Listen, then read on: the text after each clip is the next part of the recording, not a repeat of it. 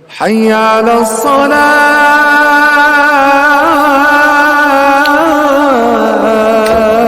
اس واقعے نے پتھر دلوں کو موم کر کے رکھ دیا۔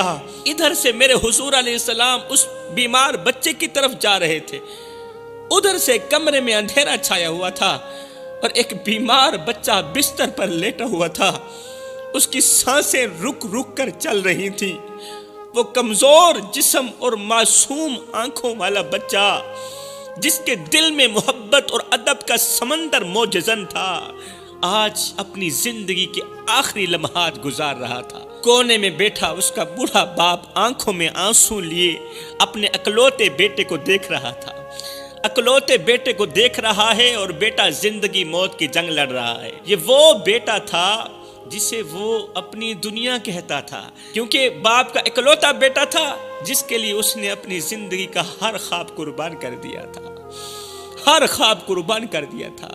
اپنی رگوں سے خون نکالتا رہا، بیٹے کی رگوں میں ڈالتا رہا، اپنے منہ سے نوالے نکالتا رہا، بیٹے کے منہ میں ڈالتا رہا۔ دن رات ایک کر کے اوور ٹائم لگا کے بوڑھی کمزور سی کمر پہ بوریاں لاد لاد کے محنت مزدوری کرتا رہا کہ مجھے کچھ ملے نہ ملے، میرے بچے کو روٹی کا ٹکڑا مل جائے۔ بیٹے کی یہ حالت دیکھ کر باپ سے رہا نہ گیا، وہ بے اختیار بستر کے قریب آیا۔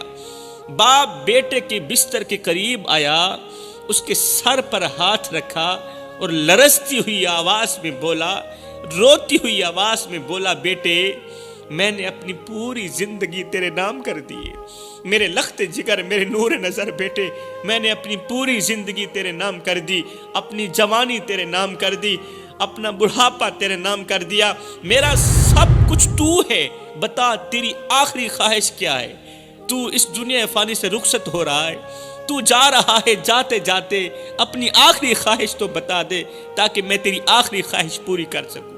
اگر مجھے جان کی بازی بھی کیوں نہ لگانی پڑ گئی میں تیری خواہش پوری کروں گا، بتا میرے بیٹے تیری کوئی خواہش تو نہیں؟ بچہ جو پہلے ہی آنکھوں میں آنسو لیے اپنی زندگی کے دن گن رہا تھا، باپ کی بات سن کر اور زیادہ رو پڑا، باپ کی یہ آفر سن کر اور زیادہ رو پڑا۔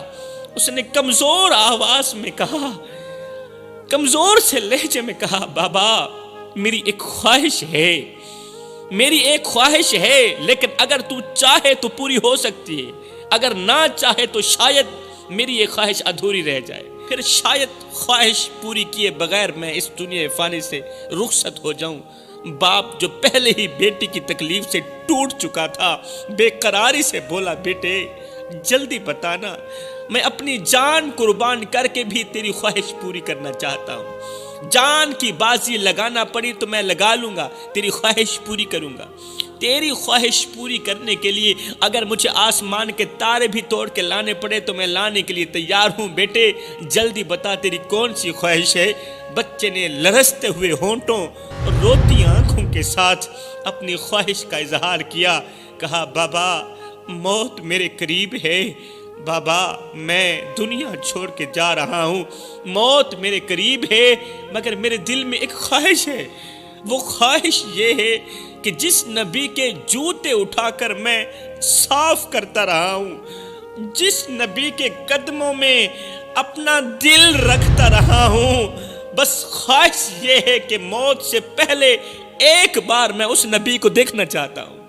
ابا جس نبی کے جوتے اٹھا کر میں اپنے ننھے ہاتھوں سے صاف کرتا رہا ہوں نا، جس نبی کے قدموں میں اپنا دل رکھتا رہا ہوں، بس میری خواہش اتنی سی ہے کہ موت سے پہلے ایک بار اس نبی کو دیکھنا چاہتا ہوں، ایک بار اس نبی کا دیدار کرا دے ابا، ایک بار اس نبی کی زیارت کرا دے، بس ایک بار ان کے چہرے کی زیارت کرا دے، اور کچھ نہیں مانگتا، یہی میری آرزو ہے، یہی میری خواہش ہے، ابا یہ خواہش تو پوری کر دے۔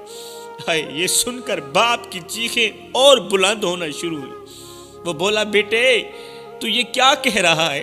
تو جانتا ہے کہ ہم یہودی ہیں اور وہ نبی ہماری قوم کے لیے دشمن سمجھے جاتے ہیں، وہ مسلمانوں کے نبی ہیں اور ہم یہودی ہیں، یہ سب کچھ جان کر بھی تو اس کی زیارت کی بات کر رہا ہے؟ ہائے، بچہ روتے ہوئے بولا، بابا وہ دشمن نہیں ہے، اگر حقیقت پوچھتے ہو اگر سچ پوچھتے ہو وہ دشمن نہیں ہے، وہ تو رحمت بن کر آئے، وہ تو سب سے زیادہ محبت کرنے والے ہیں۔